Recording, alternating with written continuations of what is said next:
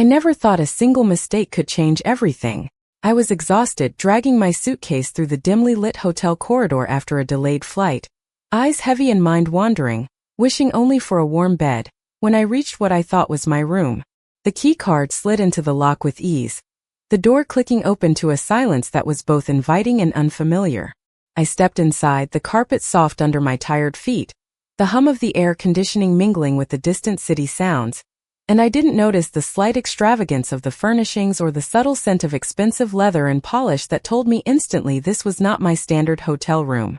Dropping my bags carelessly, I flopped onto the king-sized bed, pulling the covers over me, relieved at the comfort that enveloped me as sleep began to take hold. Somewhere deep in the shadows, a figure observed. Vincent Moretti had returned home, his footsteps silent on the plush floor, his gaze catching the faint flicker of the lamp illuminating the form of a young woman sprawled across his bed, utterly unaware of the danger or curiosity she had just stumbled into.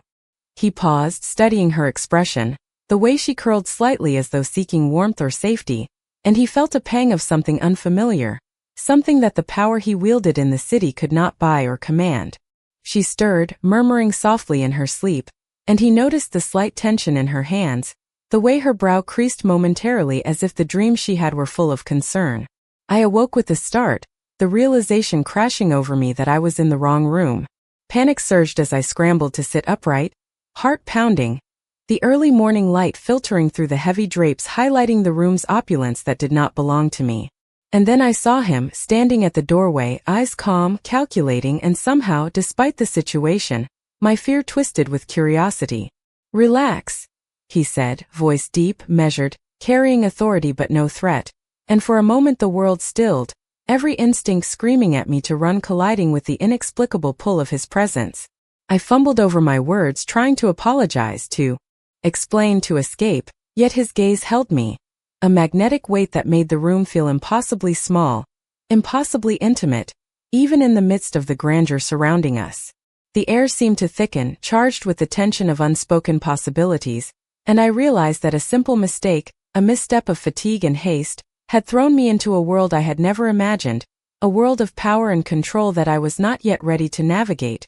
Yet already, with every measured movement, every glance exchanged, the story between us had begun, delicate and fragile but inevitable, as if the universe itself had conspired to put me exactly where I was, in the right place at the wrong time, with Vincent Moretti silently observing, and I knew, even as I gathered my wits and prepared to apologize again, that nothing about this morning would ever be the same. The morning light filtered through the luxurious drapes as I tried to steady my breathing, heart still racing from the shock of realizing I had entered the wrong hotel room. Every detail around me, the marble floors, the plush furniture, and the subtle scent of cologne in the air, reminded me that I was in a world far beyond my usual life, and yet the calm, commanding presence of Vincent Moretti across the room made the entire scene feel charged with an unspoken tension. I rose slowly from the bed, smoothing my dress and fumbling for words, unsure whether to apologize profusely or simply escape the situation, but before I could move, his hand rose slightly, a silent gesture that stopped me in my tracks, his dark eyes meeting mine with a careful, almost unreadable expression, and I found myself compelled to stay, curiosity battling the instinct to flee. Vincent walked toward the window, his steps deliberate, the morning sun casting sharp lines across his sharp features, and he gestured for me to sit, the command soft but impossible to ignore, and as I complied, I noticed the subtle detail of the room, the way everything was perfectly arranged, and it struck me that I had never been in a place so meticulously controlled, a reflection of the man himself. We exchanged minimal words at first, the conversation hesitant, punctuated by moments of silence that seemed to stretch endlessly. Yet within those silences, an understanding began to form, a recognition of the accident that had brought us together, and the unspoken question of what came next.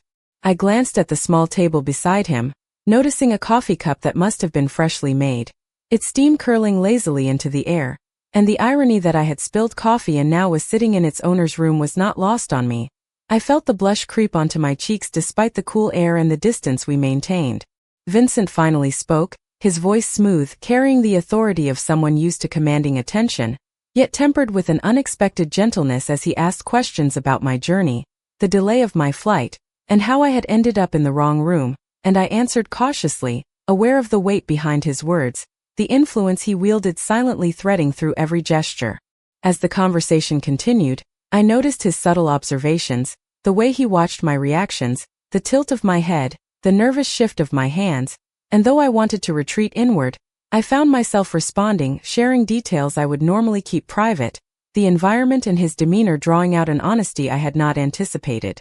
Time seemed to stretch, moments blending as we spoke about ordinary things in an extraordinary setting, the hotel room a private stage where the boundaries between the ordinary and the remarkable blurred, and I realized that this chance encounter, a simple mistake on my part, had placed me in the center of a story far larger than I had imagined, and the morning had only just begun, promising encounters and revelations that would shape the path ahead, as Vincent Moretti observed quietly, assessing, considering, and somehow, despite the initial shock and my unease, I felt the subtle pull of an unexpected connection forming, delicate and undefined, yet undeniable. The conversation should have ended the moment I finished explaining how I had accidentally entered the wrong room, yet neither of us seemed eager to stand up and walk away from the strange situation that had brought us together. Morning. Sunlight continued to spill across the floor, painting long golden lines across the expensive furniture, while the city beyond the windows slowly came alive. I glanced toward the door more than once, reminding myself that I had every reason to leave, but each time I looked back at Vincent Moretti, I found myself hesitating. There was something unsettling about him. Not because he appeared threatening. The opposite, actually. He was far too calm. Most people would have been annoyed. Some would have laughed. Others would have demanded an explanation and moved on. Vincent simply watched. Observed. As though every detail mattered. He poured another cup of coffee and placed it in front of me without asking. The gesture was simple, yet strangely personal. "You look like you did not sleep much," he said. I laughed softly. "I slept in a stranger's room. I am still processing that part." For the first time a genuine smile appeared. Changed his entire face. The controlled businessman disappeared for a second, replaced by someone unexpectedly human. "Fair point," he said. The silence that followed felt lighter than before. Comfortable. Outside, traffic began filling the streets below. Inside, time seemed slower, almost detached from reality. My phone buzzed suddenly on the table. A message from the hotel appeared. Room assignment correction. Apology for administrative error. Complimentary breakfast voucher. I stared at the screen for a moment before laughing. So it really was their mistake. Vincent glanced at the message. "Good. That means your reputation remains intact." I smiled despite myself. I was worried about that. "You should be." His expression remained serious for half a second before another trace of amusement appeared in his eyes. The fact that he was joking surprised me more than anything else. A knock sounded at the door. Vincent responded calmly. A hotel manager entered almost immediately, accompanied by 2 employees. The moment they saw Vincent, their posture changed. They stood straighter, spoke more carefully. Their attention shifted toward him instinctively. The manager apologized repeatedly for the room mix-up, promising a full investigation and several complimentary accommodations. What caught my attention was not the apology. It was Vincent's reaction. He never raised his voice, never demanded compensation. He simply listened, asked a few questions, then dismissed the matter entirely. Within minutes, the employees left looking relieved. I stared after them. "They seemed terrified of disappointing you." Vincent looked toward the window. "People become nervous when they care too much about outcomes." The answer sounded practiced, like something he had learned long ago. "And what about you?" I asked. "Do you care about outcomes?" For the first time since I met him, he paused before answering. "Every day." Something about the way he said it felt heavier than the words themselves, as though responsibility followed him everywhere. My curiosity grew stronger. The room, the employees, the respect, the expensive penthouse. None of it fit together completely, yet every piece pointed toward the same conclusion. Vincent Moretti was not simply wealthy. He was influential in a way I could not yet understand. I stood and reached for my suitcase. "I should probably move into the correct room now." He nodded slowly. "Reasonable. Expected. Normal." Yet something unreadable crossed his face. I took a step toward the door. Then I heard his voice behind me. Calm, quiet, deliberate. Would you have breakfast with me first? I did not expect breakfast to be the turning point of my morning, yet as I sat across from Vincent Moretti, the way he casually stirred his coffee and glanced around the sunlit dining room, it became clear that something about this simple ritual was unusual, charged with subtle tension. The aroma of fresh pastries and rich coffee filled the space, but it did little to distract me from the sharp observation in his gaze, which seemed to measure everything simultaneously, from the pattern of the tablecloth to the way my fingers wrapped around my cup. We spoke of mundane topics at first, weather, city events, the trivialities that usually fill awkward silences, yet each word carried an undercurrent of unspoken meaning, as though every sentence was carefully selected, every pause deliberate. I tried to maintain casual conversation, laughing lightly at anecdotes I would have dismissed under normal circumstances, noting how he responded with a mixture of faint amusement and quiet scrutiny that kept me alert, curious, slightly unnerved, but not frightened.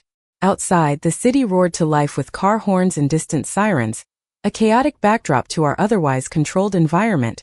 Yet inside the penthouse, time seemed to stretch, making each moment linger longer than it logically should. Vincent leaned slightly forward, resting one hand lightly on the table, and his eyes locked with mine, compelling me to focus, to listen. People often underestimate the value of a single encounter, he said, his voice smooth, measured, yet somehow intimate, as though I were the only person in the room despite the bustling city beyond the glass. I nodded, uncertain how to respond, feeling both exposed and oddly protected under his steady gaze. He spoke then of life lessons, not in the didactic way one expects, but through examples, subtly weaving his experiences into guidance without imposing, illustrating a world where power, discretion, and observation coexisted in a delicate balance. As we finished our breakfast, I noticed how his presence affected everyone around him. Servers, hotel staff, even a passerby through the window seemed momentarily altered, aware, deferential, respectful in a way I could not fully comprehend.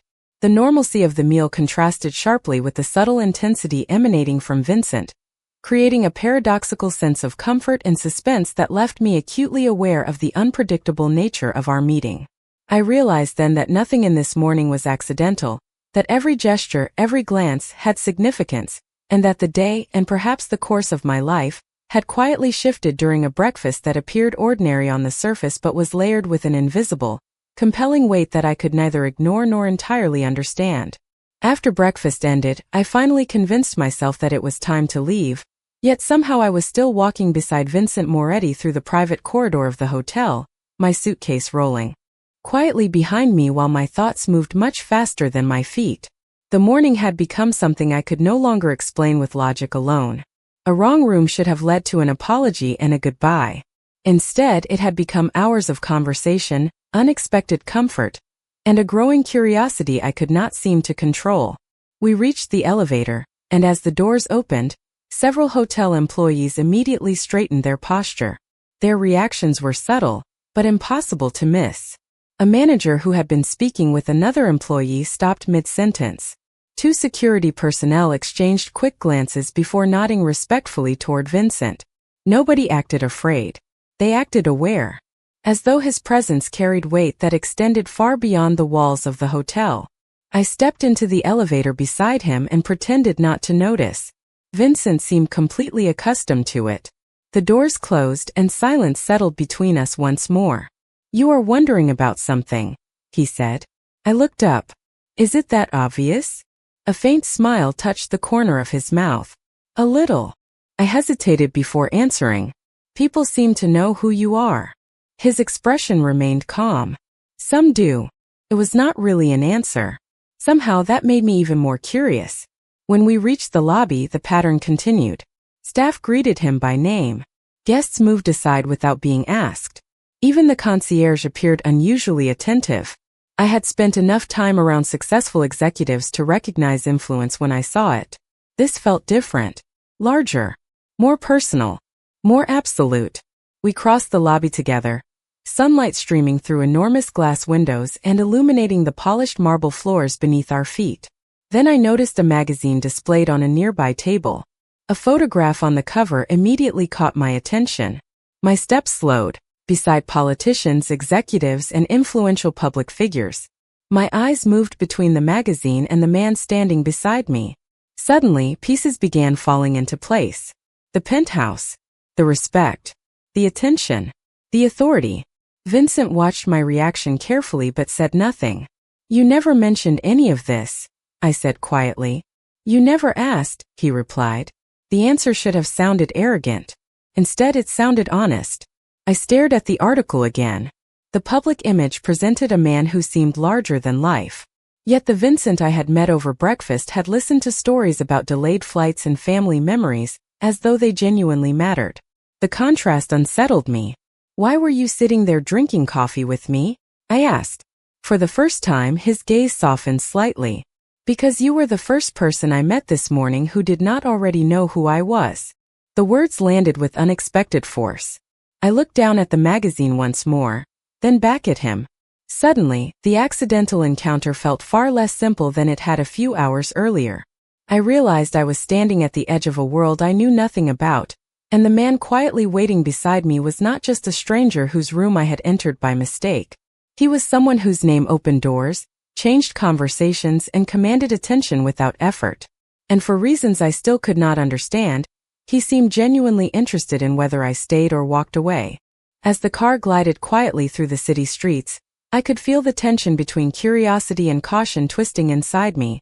Vincent's presence was magnetic yet intimidating, each stoplight and turn of the wheel seeming to echo his control over the environment.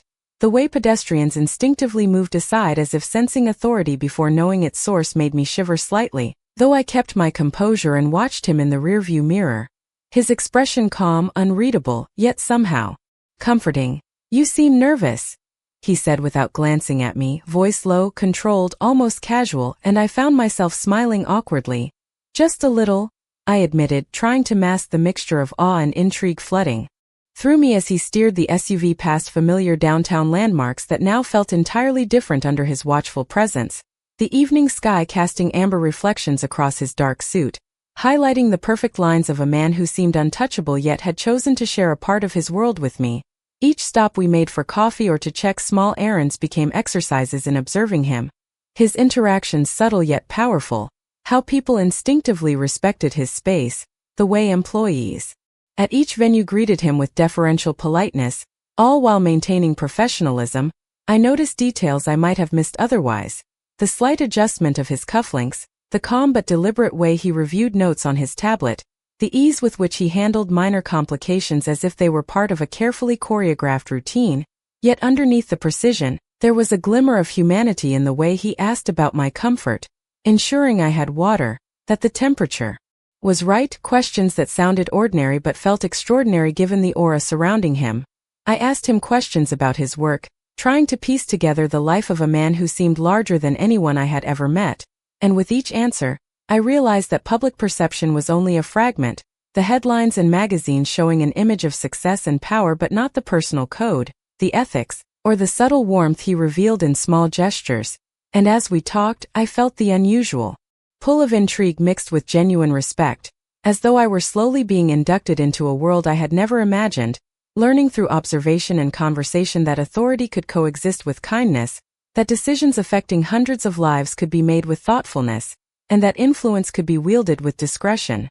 The night grew deeper, city lights reflecting in his dark eyes as he glanced at me from the driver's seat, and for a moment, I caught a rare vulnerability, fleeting softness that reminded me he was human, despite the larger-than-life persona, making me realize that tonight was not just a ride or a chance meeting, it was an immersion into a life defined by precision, loyalty, and subtle power, and I had become an unexpected witness to a man whose decisions could change outcomes far beyond my own understanding. And though I could not predict what would come next, I knew that the path ahead, however uncertain, was one I wanted to observe, to understand, and perhaps to follow in some measured way. The city looked different after midnight. Not because the buildings changed or the streets became quieter, but because I had started seeing everything through a different lens. Earlier that evening, Vincent had shown me pieces of a world that most people only read about in magazines. Yet what stayed with me was not the luxury or influence. It was the loneliness hidden beneath it. We eventually stopped at a small cafe overlooking the river, a place so ordinary that it felt almost out of place compared to everything else I had seen that day. The lights inside were warm. The scent of coffee drifted through the air. A few customers sat scattered near the windows, speaking quietly among themselves. Nobody seemed to recognize Vincent here, and for the first time since meeting him, I watched him relax completely. His shoulders eased. His expression softened. The constant awareness that surrounded him seemed to disappear. We sat near the window overlooking the dark water. For several minutes, neither of us spoke. The silence was not uncomfortable. It felt earned. "Do you ever get tired of it?" I finally asked. Vincent looked out toward the river. "Of what?" "Being responsible for everything." He smiled faintly, though there was little humor behind it. "Every day." The honesty surprised me. Throughout the day, he had appeared completely in control. Unshakable. Yet now there was something different in his voice. Something heavier. He rested his coffee cup on the table and stared at the reflections moving across the water. "People think power solves problems," he said quietly. "Most of the time it only gives you bigger ones." I listened carefully. This was the first time he had spoken about himself without filtering every word. "Then why keep doing it?" I asked. He considered the question for a long moment. "Because other people depend on me." The answer was simple, direct, yet it explained more than any headline ever could. Suddenly the expensive suits, the endless meetings, and the constant pressure made sense. Responsibility was not something he carried because he wanted attention.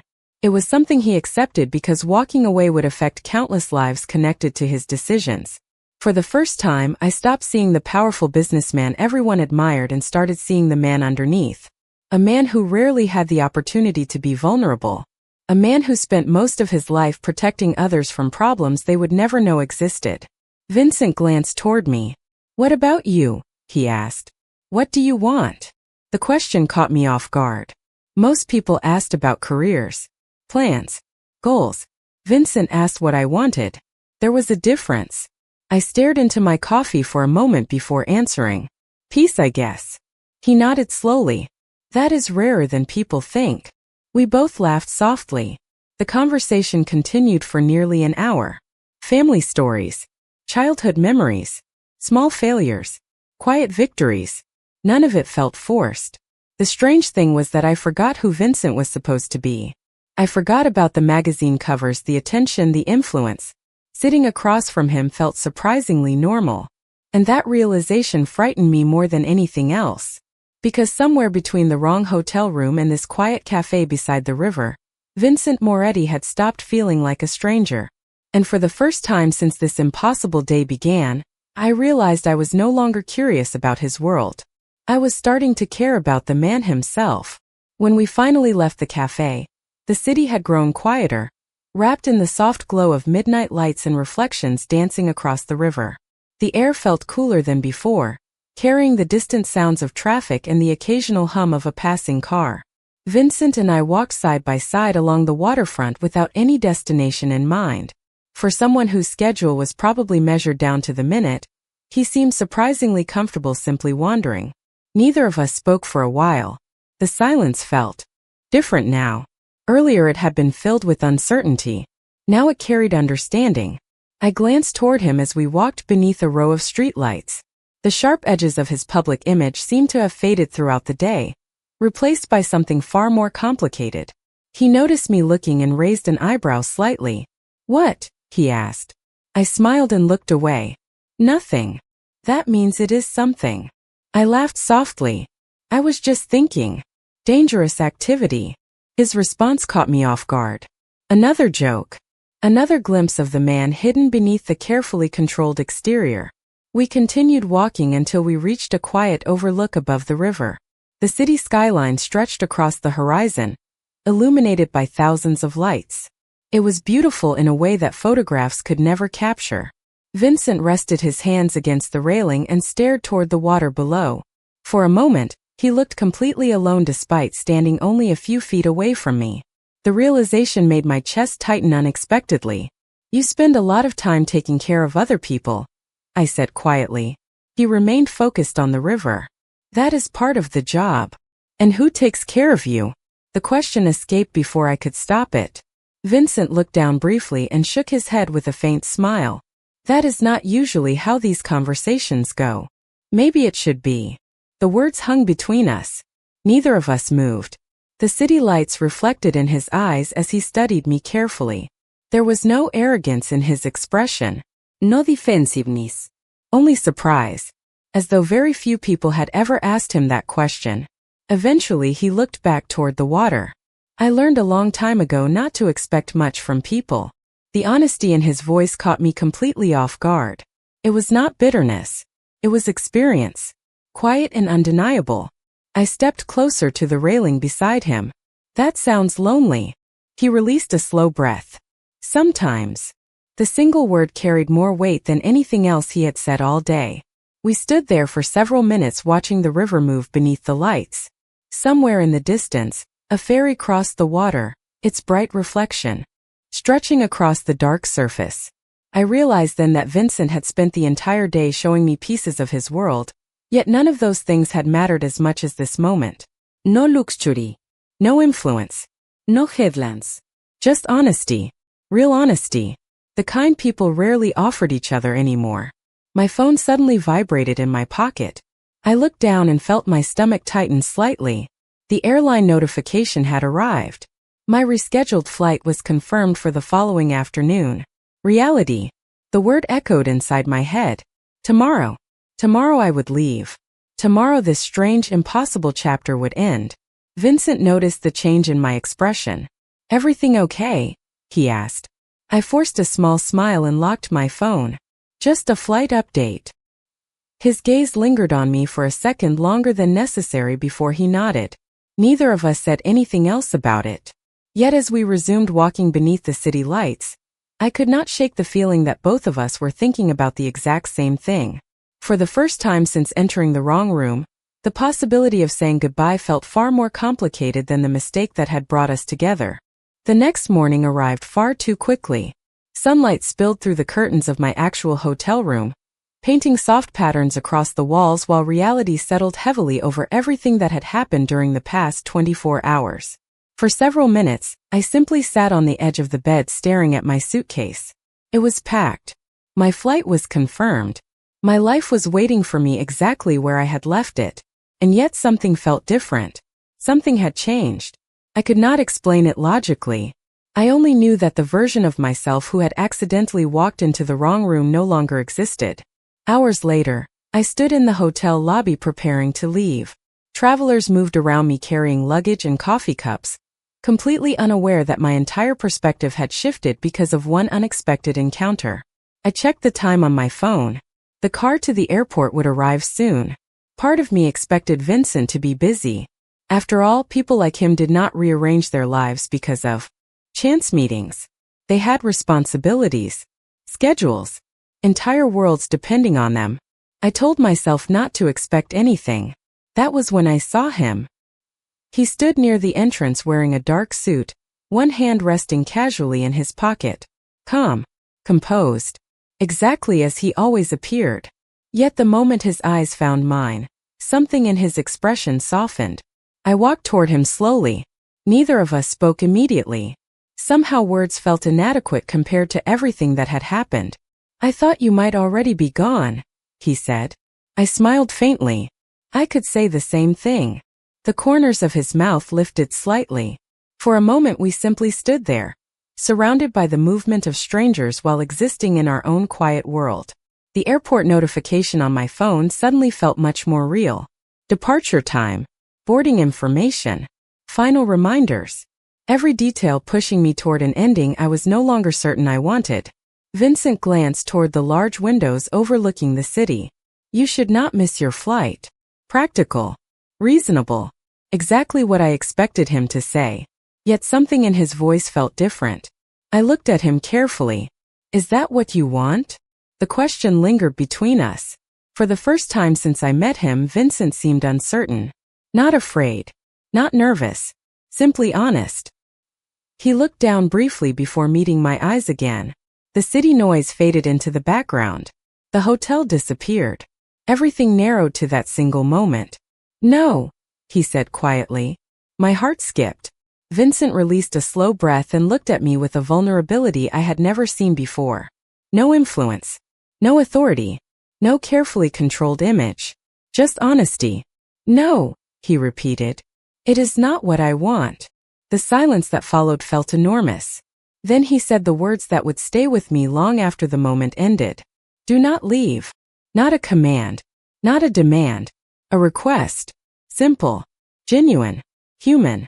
I stared at him, realizing how much courage it must have taken for a man like Vincent Moretti to say those 3 words. The powerful figure everyone admired was gone. In his place stood a man asking someone to stay. I smiled before I even realized I was smiling. The future remained uncertain. The flight still existed. My old life still waited. But standing there beneath the morning light, I understood something important. Sometimes destiny does not arrive with grand signs or dramatic moments. Sometimes it begins with a mistake, a wrong door, a sleepless night, and a stranger who unexpectedly becomes impossible to forget.